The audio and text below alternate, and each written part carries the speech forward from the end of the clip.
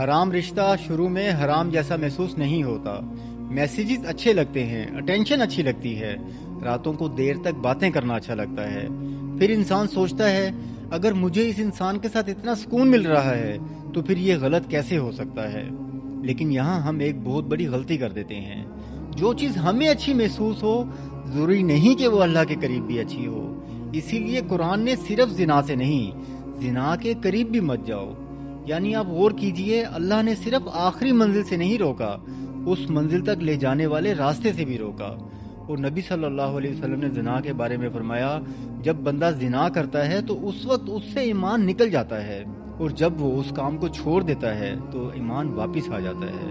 اب سوال یہ نہیں ہے کہ ہم ایک دوسرے سے کتنا پیار کرتے ہیں، سوال یہ ہے کہ کیا یہ رشتہ مجھے اللہ کے قریب لے جا رہا ہے یا اللہ کی نافرمانی کو میرے لیے نارمل بنا رہا ہے.